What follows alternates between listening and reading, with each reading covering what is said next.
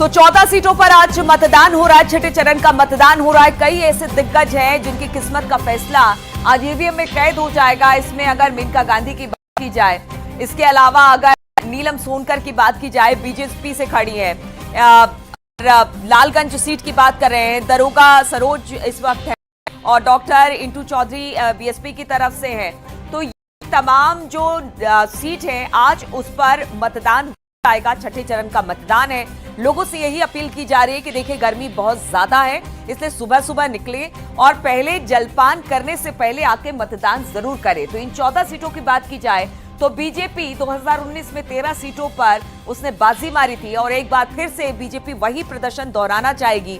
BJP लगातार ये कह रही है कि जो 80 की 80 सीटें हैं उत्तर प्रदेश की, वो सभी इस बार वो जीत कर लेकर आएगी। लेकिन विपक्ष का दावा है कि इस बार बीजेपी को उतनी सीटें नहीं मिलेगी। इस बार कांग्रेस और एसपी का गठबंधन हुआ है उत्तर प्रदेश में और ये कारगर साबित होगा। इंडिया गठबंधन अपने दावे कर रही है, जबकि जो बीजेपी है या फिर एनडीए है वो अपने अपने दावे कर रही है। अब देखना होगा इन दावों में कितना दम है, क्योंकि इन 14 सीटों पर पिछली बार जबरदस्त परफॉर्मेंस रहा था बीजेपी का और एक बार फिर से बीजेपी दोहराना चाहेगी इस परफॉर्मेंस को। कई ऐसे दिग्गज हैं जिनकी किस्मत आज दांव पर लगी हुई है। अलग अलग जगहों से हाई प्रोफाइल लोगों की तस्वीरें भी दिखाएंगे, वो मतदान केंद्र पर पहुंचेंगे। कुछ लोगों की आज वोटिंग होनी है, कुछ लोग अपने लोगों से मिलने पहुंचेंगे। पूजा पाठ का दौर भी चलेगा, भगवान से आशीर्वाद भी लेंगे जीत का। तो आज ये पूरे दिन इस तरह की चीजें चलती रहेंगी और ये तस्वीरें हम अपने दर्शकों को लेकर आते रहेंगे। उनके लिए हमारे अलग अलग संवाददाता अलग अलग जगहों पर हर पोलिंग बूथ मौजूद है। हर एक छोटी बड़ी खबर आज इस मतदान यानी कि छठे चरण की मतदान की हम अपने दर्शकों को दिखाते रहेंगे। ये जो तस्वीरें हम आपको दिखा रहे हैं, ये वो सीटें हैं जिस पर आज मतदान होना है, जिसमें सुल्तानपुर, प्रतापगढ़, फूलपुर, इलाहाबाद, अंबेडकर नगर, श्रावस्ती, डुमरियागंज, बस्ती, संत कबीर नगर, लालगंज, आजर, जौनपुर, मछली शहर, भदोही। आजमगढ़ की बात की जाए तो यहाँ पर जबरदस्त फाइट देखने को मिल रही है। धर्मेंद्र यादव और यहाँ पर निरहुआ के बीच जबरदस्त फाइट देखने को मिल रही है। अपने अपने दावे किए जा रहे हैं। तो बहुत सारे ऐसे हाई प्रोफाइल है जिस पर आज सबकी नजर रहेगी। फूलपुर से धारा सिंह भी हमारे जुड़े हुए हैं। धारा, अगर फूलपुर की बात की जाए तो यहां पर किस तरह का समीकरण बैठता है? उम्मीदवार अपने अपने तरीके से बीजेपी ने, एसपी ने, बीएसपी ने उतारे हैं, लेकिन किन समीकरणों को ध्यान में रखकर उतारे गए हैं ये प्रत्याशी? देखिए, फूलपुर लोकसभा सीट की बात करें तो यहाँ से केसरी देवी पटेल यहाँ की जो है सांसद थी मौजूदा, लिहाजा पार्टी उनका टिकट काटकर उनके स्थान पे प्रवीण पटेल पर भरोसा जताया है। वही समाजवादी पार्टी की ओर से अमरनाथ मौर्य को टिकट दिया गया है। बीजेपी ऐसा मानकर चल रही कि फूलपुर सीट पर कहीं ना कहीं पटेल बिरादरी के जो मतदाता है वो निर्णायक में, उनकी संख्या 3.5 लाख के आसपास है। ऐसा मानकर चल रही कि यदि पटेल मतदाता उनके पाले में आ जाते तो कहीं ना कहीं उस पर की विजय मानी जाएगी। हालांकि वही समाजवादी पार्टी भी यह मानकर चल रही कि जिस तरह से यहाँ करीबन 2.5 लाख यादव वोटर से 2 लाख यहाँ पे करीब मुस्लिम वोटर हैं, इसके अलावा यहाँ पे 2.5 लाख एससी वोटर हैं, तो कहीं ना कहीं अपने कोर वोटरों को अपने पाले में लाने की पूरी कोशिश कर ली। लेकिन यहाँ पर समाजवादी पार्टी और भारतीय जनता पार्टी में सीधे मुकाबला है। जातिगत आंकड़ों की बात अगर यहाँ पर करें तो कहीं ना कहीं यहाँ इस सीट पर पटेल बिरादरी वोटर्स जो है वो निर्णायक की भूमिका में, बिल्कुल पटेल वोटर्स जो है निर्णायक का भूमिका में रहेंगे। लेकिन जरा एक बार पीछे की तस्वीर भी दिखा दीजिए। अब बहुत कम समय बचा है मतदान शुरू होने में, क्या लोग पहुंचने लगे हैं धारा? देखिए, निश्चित तौर पर कुछ ही मिनट शेष बचा है। यहाँ पे मतदाता अपने घरों से निकल के आए क्योंकि गर्मी पड़ रही है, समय रहते ही मतदान देना चाहते हैं। लेकिन कुछ ही वक्त बचा, हमारे साथ कुछ मतदाता, हम बातचीत भी करेंगे। बताइए, इस बार का किन मुद्दों को लेकर आप देने आए हैं? विकास। क्या विकास? सारा विकास होना चाहिए जो है, पढ़ाई के लिए, गांव घर शहर के लिए विकास होना चाहिए। वोट करने आए हैं आप? बहुत जल्दी आ गए हैं, अभी तो 7 बजे से होगी। क्या मुद्दे रहेंगे इस बार? वही मुद्दे जो पहले रहे। क्या मुद्दे हैं? किन मुद्दों को लेकर आप वोट करने आए हैं? मोदी जी को वोट करने आए हैं। किन मुद्दों को लेकर आप वोट करने आए हैं? कुछ होगा, कितना विकास हुआ है? गाँव का, शहर का विकास हो, मोदी को जिताओ सब लोग। मोदी की सरकार में बहुत राहत रहती है, बहुत कुछ अच्छा रहता है। यह है कि यहाँ पर सब निर्भय हैं, इस मामले में कोई वो नहीं है। क्या यहाँ पे काम कितना हुआ बीजेपी सरकार को यहाँ केसरी देवी पटेल सांसद से? नहीं, काम तो खैर बहुत हुआ है, मतलब पानी का भी सुविधा दिया, रोड है, लाइट भी आती है, हर चीज़ का मतलब सुविधा है। अभी भी कभी भी कहीं भी आदमी निर्भय होकर चला जाता है, हमारी बहन बेटी है, इसीलिए जो है सही है। तो यहाँ पे जो मतदाता है उनका साफ तौर पर कहना है कि बीजेपी की सरकार में यहाँ धरातल पे बहुत काम हुआ है। कहीं न कहीं बहन बेटियां आज अगर बाजारों में जाती हैं, बाहर जाती हैं, निर्भर होकर जाती हैं, तो लोग विकास की बात कर रहे हैं और ज्यादातर धारा हमने देखा है कि अलग अलग जगहों पर लोग विकास की बात करते हुए नजर आए। उनका कहना है कि विकास हो, अच्छी पढ़ाई लिखाई हो, रोजी रोजगार हो, इन सब मुद्दों को लेकर जनता वोट करने निकल रही है। और देखिए, जनता बहुत बुद्धिमान हो गई है, जो उनके लिए काम करेगा जनता उन्हें वोट देगी। अंबेडकर नगर से मनीष वर्मा भी हमारे साथ जुड़ गए हैं। मनीष, अगर अंबेडकर नगर की बात की जाए, यहां जो प्रत्याशियों को उतारा गया है, किस समीकरण के साथ उतारा गया है? सबसे ज्यादा अगर जो प्रभावित करने वाले जो नेता हैं, जो जिन पे सबसे ज्यादा डिपेंड करता है, जो जातीय समीकरण बिठाए गए हैं, वो किस तरह के बिठाए गए हैं अंबेडकर नगर में? भारतीय जनता पार्टी की बात करें तो रितेश पांडे को यहाँ प्रत्याशी बनाया है, और सपा की बात करें तो लालजी वर्मा को यहाँ प्रत्याशी बनाया है। यहाँ कुर्मी वोटर भी हैं, और यदि समाजवादी पार्टी की बात करें तो जातीय समीकरण यदि देखा जाए तो मुस्लिम वोटर, यादव और कुर्मी वोटर को लेकर सपा ने प्रत्याशी बनाया है। वहीं रितेश पांडे को प्रत्याशी बना क्योंकि यहाँ ब्राह्मण वोट है और ठाकुर वोट भी अच्छी खासी है, और अति पिछड़ा जो वर्ग यहाँ पर है, जो भाजपा का मूल वोटर माना जाता है, वो भी काफी हद तक यहाँ काफी ज्यादा है। भाजपा ने रितेश पांडे को अपना प्रत्याशी बनाया और सपा ने ओबीसी चेहरे को उतारा है, क्योंकि ओबीसी वोटर को अपनी तरफ रिझाने के लिए उन्होंने ओबीसी चेहरे को उतारा है। लालजी वर्मा यहाँ 6 बार विधायक रह चुके हैं, इस समय से कटहरी विधानसभा से सपा के विधायक भी हैं, और बसपा में कैबिनेट मंत्री भी रहे हैं कई बार, इसलिए उनको बड़ा चेहरा मानते हुए सपा ने अपना प्रत्याशी बनाया है। फाइट देखने को मिलेगी मनीष?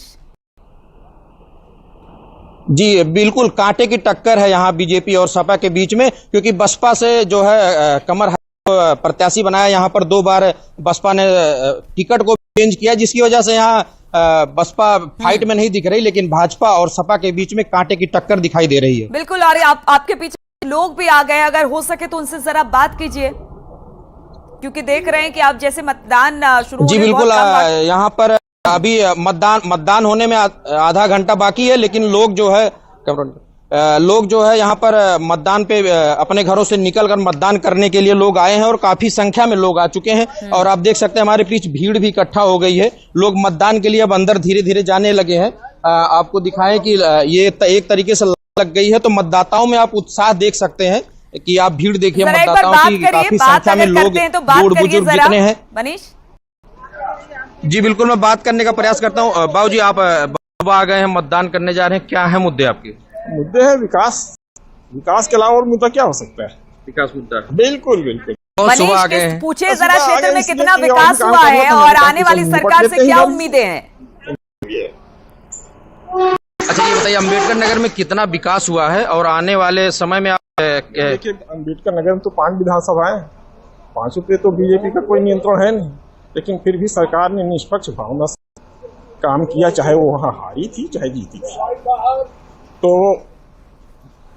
प्रगति तो चौतरफा हुई है और बिना किसी भेदभाव के। आने वाली सरकार से क्या अपेक्षा करते हैं? अब आने वाली सरकार तो अब पता नहीं कौन सी आई, ये नहीं बता सकता, लेकिन आपको उम्मीद क्या है?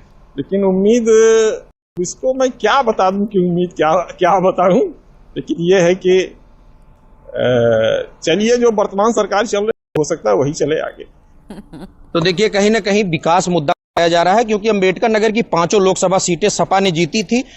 इसके बाद अब पीछे हम आपको बूथ भी दिखाना चाहेंगे कि बूथ पर ये सजावट की गई है, मॉडल बूथ है, क्योंकि ये मॉडल बूथ बनाया गया है, इसलिए काफी सजावट की गई और लोग मतदाता अपने मताधिकार का प्रयोग करने के लिए सुबह सुबह ही अपने घरों से निकल रहे हैं। अभी वोटिंग होने में कुछ समय बाकी है, लेकिन तब भी मतदाताओं की लाइन लग गई है। इस तरीके से मतदाताओं में उत्साह देखने को मिल रहा है, और जिला प्रशासन ने मतदान प्रतिशत को बढ़ाने के लिए एक अच्छा प्रतियोगिता आयोजित की है। कल डीएम ने बताया कि यहाँ पर मतदान करिए और स्कूटी और अन्य पुरस्कार जीतिए। इसके तहत उन्होंने बताया कि जो मतदान करेंगे युवा वर्ग है, उन्होंने 4 कैटेगरी में इसको डिवाइड किया है: युवा मतदाता, महिला मतदाता, विकलांग मतदाता और जो नए वोटर बने हैं, ये 4 कैटेगरी में इन्होंने डिवाइड किया है। इसके बाद ये एक वोटिंग होने के बाद एक प्रतियोगिता करेंगे और लकी ड्रा की तरह एक पर्ची निकाली जाएगी। बहुत अच्छी खबर है। और देखिए मनीष की हर कोई ये कोशिश कर रहा है कि ज्यादा से ज्यादा मतदान हो, इसके लिए लुभावन चीजें भी वहां पर की गई है इलेक्शन कमीशन की तरफ से कि किस तरह से जो वोट करने आएंगे उनका नाम डाला जाएगा, फिर लकी ड्रॉ से उन्हें इनाम भी मिलेगा। देखिए बहुत जरूरी है मतदान करना और बार बार हम अपने दर्शकों से ये कह रहे हैं कि भले गर्मी जरूर है लेकिन आप थोड़ा पहले निकलिए, मतदान जरूर करिए। जौनपुर से मनोज पटेल भी हमारे साथ जुड़े हुए हैं। मनोज, अब बहुत कम वक्त रह गया है, 7 बजने में छठे चरण का मतदान शुरू हो जाएगा। अगर इस जौनपुर सीट की बात की जाए तो उम्मीदवारों को जो उतारा गया है, किन समीकरणों को ध्यान में रखकर और फाइट किन के बीच दिखाई दे रही है? जबरदस्त। देखिए, अगर हम फाइट की बात करें, जहां तक हमारे एनालिसिस है और हमने जो लोगों से बात किया है, तो वो सामने यही निकल के आ रहा है कि जौनपुर में जो पीडीए और सपा ने प्रत्याशी उतारा है वो जातिगत आंकड़े को देखकर उतारा है। ओबीसी चेहरा को अपना बड़ा चेहरा बताया है। बाबू सिंह कुशवाहा एक बड़ा चेहरा बनकर पूर्वांचल की जौनपुर सीट से समाजवादी पार्टी टिकट दिया है। तो वहीं दूसरी तरफ बीजेपी से कृपा शंकर सिंह मैदान में है। दोनों लोगों की आमने सामने सीधी लड़ाई, चुनावी लड़ाई देखी जा रही है। आपको बता दें कि जैसे ही कुछ ही समय बचा हुआ है 7 बजे में, जैसे 7 बजेगा, मतदाताओं की जो रुझान है अपने मतदान केंद्र आ चुके हैं। हम जहां पर जिस मतदान केंद्र पर इस वक्त खड़े हैं, ये जौनपुर का सिरकोनी का जगदीशपुर मतदान केंद्र बनाया गया। हमारे पीछे ठीक गेट है। आपको बता दें कि यहाँ पर मतदाताओं की अगर बात करें तो नीलू, यहाँ पर सुबह 6 बजे से ही मतदाता इक्का दुक्का आना शुरू हो गए थे और करीब 2 दर्जन लोग जो है अभी मतदान केंद्र से आकर वापस कर दिए गए हैं। सुरक्षा कर्मियों ने उन्हें यह बात करके वापस कर दिया कि अभी मतदान शुरू नहीं है, इसलिए आप मतदान केंद्र के बाहर अंदर ही लाइन नहीं लगा सकते हैं। तो हम इसी बीच हम जानते हैं कि हमारे साथ मतदाता खड़े हैं। आप बताइए किन मुद्दों को लेकर इस बार अब की बार वोट करने जाएंगे? क्या मन में सोच होगा? यही जनता थोड़ी अंधी हो चुकी है। जो सरकार ये ठीक से काम धाम भी नहीं कर रही है और मुसलमान जात बिरात यही चल रहा है। सिर्फ राम मंदिर और मतदान के बारे में बात कर रहे हैं। ये बताइए, जब आप मतदान केंद्र पर सुबह पहुंचे हैं, क्यों बाहर खड़ा कर दिया? लाइन नहीं लगाने के लिए कहा गया? लाइन लगाने को तो नहीं, बाहर खड़े हो जाइए। यहाँ से आप गाड़ी वाड़ी हटा कर बाहर जाइए। यहाँ पर भी टाइम नहीं हुआ है, इसलिए बाहर खड़े कर दिए हैं। तो आपने देखा कि जिस तरीके से वोटरों का कहना है कि जब हम सुबह से यहाँ पहुंच रहे हैं, सबसे पहले अपना मत देकर हम दिन के अन्य कार्य को निपटाना चाह रहे हैं। तो यहाँ पर जो सुरक्षाकर्मी है, शायद वो नवेले सुरक्षाकर्मी लगाए गए हैं और चुनाव अधिकारी से संबंधित जो कर्मचारी हैं इस मतदान केंद्र पर, संभवतः वह भी नहीं है कि मतदाताओं को आप देख सकते हैं कि एक भी मतदाता, पीछे की तस्वीर, एक भी मतदाता यहाँ पर खड़ा नहीं है, जबकि 2 दर्जन से अधिक वहां पर मतदाताओं को लौटा रहे हैं। ये बड़ी बात है। अगर मतदाता सुबह निकलकर सामने आ रहे हैं तो उनको वहां पर लगने रह दीजिए लाइन। कुछ देर में 10-15 मिनट में वहां पर मतदान शुरू होगा। फूलपुर में धारा हमारे साथ जुड़े हुए हैं और धारा बता रहे हैं, जिस तरह से हमें खबर मिली है कि वहां लंबी लंबी लाइनें लग गई हैं। धारा जरा तस्वीर दिखाइए, क्योंकि अभी 10-15 मिनट बाकी है और अभी से लोग वहां पर पहुंचने शुरू हो गए हैं। मतदाताओं में इतना उत्साह है कि यहाँ पे आधा घंटा पहले ही पोलिंग बूथ पे आप तस्वीरों में देख सकते हैं कि यहाँ लंबी लंबी लाइनें लग गई। हालांकि ठीक 10-15 मिनट बाद यहाँ पे मतदान शुरू हो जाएगा। इतनी भीषण गर्मी में लोग मतदाता कहीं ना कहीं अब मान कर चल रहे हैं कि वह समय पे ही पहुंचे, ताकि मौसम सुबह दोपहर अगर वोट दे देते हैं कहीं ना कहीं मौसम अच्छा रहेगा। वोट देने आए हैं इस बार आप, किन मुद्दों पे आए हैं? विकास के मुद्दे पे वोट करने आए। कितना विकास हुआ इस बार? काफी विकास हुआ। काफी विकास हुआ। अब क्या कहेंगे? बहुत सुबह गए हैं आप? भाई इनको काम पे जाने। अच्छा, क्या कहेंगे आप इस बार? कितना विकास हुआ है? बहुत विकास हुआ। विकास के मुद्दों पे वोट कर रहे हैं। क्या विकास हुआ? किसने किया? बहुत कुछ मोदी जी ने किया। मोदी जी ने किया है। इस बार आप बहुत सुबह गए हैं वोट देने, लाइन में लग गए हैं। अपना ड्यूटी भी करेंगे। विकास धारा पूछिए जरा, कितना विकास हुआ है फूलपुर में और कितनी उम्मीद जो नई सरकार बनेगी उससे कितनी उम्मीदें हैं? अच्छा, ये बताइए फूलपुर में कितना विकास हुआ है और जो नई सरकार बनने जा रही है उससे क्या उम्मीदें होंगी आपको? हुआ है, सरकार आएगी, काफी उम्मीद है कि और अच्छा विकास होगा। क्या विकास हुआ है? किस कुछ बताइए। क्षेत्रों में विकास हुआ है। क्षेत्रों में विकास हुआ, हर क्षेत्र में विकास। कुछ भी ले लीजिए आप, पानी है, लाइट है, बत्ती है, सड़कें हैं, स्कूल है। आपको कितना लग रहा है, कितना विकास हुआ है? बहुत हुआ है। हाँ, बहुत सुबह आ गए यहाँ पूरे दिन लाइन में लगे हुए हैं। लाइन में तो लगने पड़ेगा सुबह सुबह पार। और भी मतदाता हम बात करेंगे, फूलपुर क्षेत्र में कितना विकास हुआ है? हाँ यही बताओ कितना विकास हुआ है चाचा? बहुत विकास हुआ है। तो यहाँ पे महिलाएं भी हैं, देखिए इतना सुबह सुबह लाइन में आ गई हैं। दादी आप वोट करने आई हैं, सुबह सुबह आ गई हैं, कितना विकास हुआ इस क्षेत्र में? कितना विकास हुआ है? किसने विकास किया? आप बताइए, आ गई है लाइन में आप, कितना विकास यहाँ पे हुआ है?